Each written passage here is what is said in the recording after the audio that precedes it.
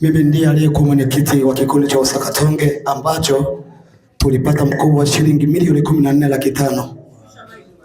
Lakini baada ya kupata mkopo huo, afisa maendeleo aliyekuwa inaitwa Innocent Mzungu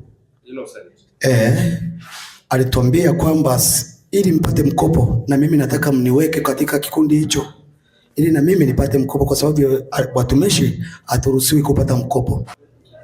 Baadaye akatuambia kwamba atamleta mtu, lakini huyo mtu atakuwa kama egesho, lakini pikipiki itakuwa inahesabika kama ni ya kwake. Sisi tukakubaliana naye, tukafanya process zote, tukapata mkopo wa halmashauri wa milioni 14,500,000 wa pikipiki.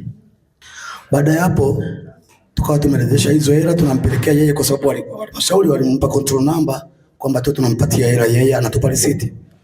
Tukampelekea zaidi ya milioni 8. Kumbe tunampatia pesa azipeleke halmashauri. Sisi tuko hapa tunatumiwa message na mkurugenzi kwamba tunahitajika halmashauri. Tumekula hela za halmashauri, tulirejesha. Bahati nzuri tulikuwa na risiti zile.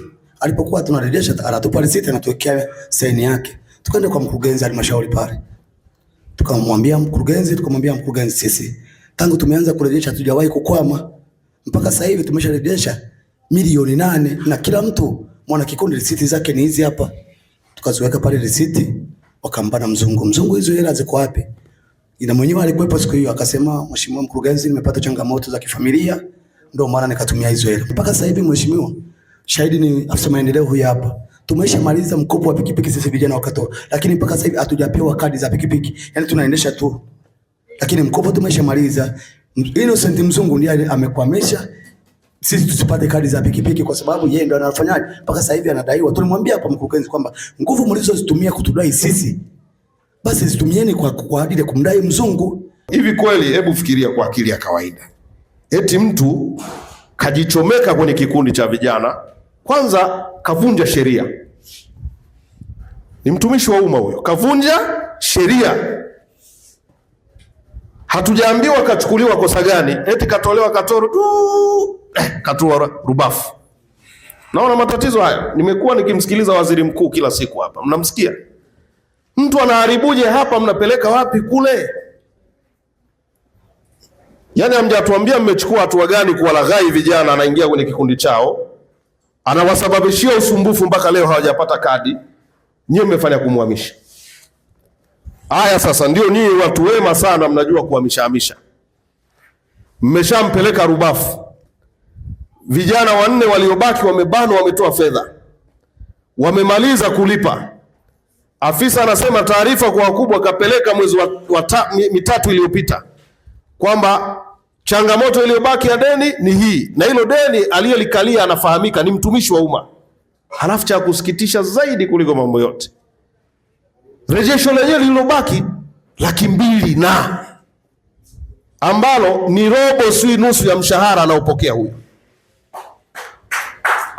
Hivi kweli imeshindwa hata kuchukuliwa mshahara wake ukafidia pale vijana wakapata pikipiki? Yaani leo kijana huyu, leo pikipiki ikiibiwa hana pa kuikamata, sababu hana kadi, hana umiliki. Nani? Kwa nini tunamtesa huyu mzee wa Wasakatonge? Kwa nini tunamnyima uhalali? Kwa nini tunamnyima umiliki? Sasa haya makosa ni ya nani? Ni ya vijana hawa Wasakatonge? Sasa ujumbe huu uende very clear, na umesema umemwakilisha afisa maendeleo, maana yake wewe ndiye Felista leo. Mwambie Felista, mwambie kabisa bila kupepesa macho, leo tarehe ngapi? 13. Ndani ya mwezi mmoja tunataka vijana wapate kadi zao hao. Tunataka wapate kadi zao ndani ya mwezi huu. Yaani kija kufika 13 ya mwezi ujao hawa wawe na kadi hawa. Wasipokuwa na kadi, brother, itakuwa ni hatari. Atafanyaje?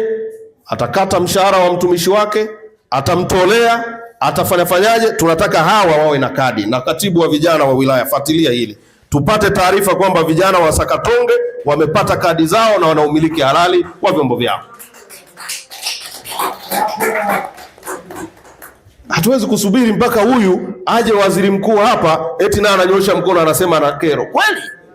Kwa hiyo hili, afisa maendeleo wa wilaya ambaye ndo wewe leo, mwezi mmoja wawe na kadi hao. Moja ya mambo, ndugu vijana wenzangu, yanayosababisha serikali yetu inatukanwa, chama kinadhalilishwa, ni kwa sababu ya watu wachache wanaopewa dhamana alafu wakafanya mambo ya hovyo.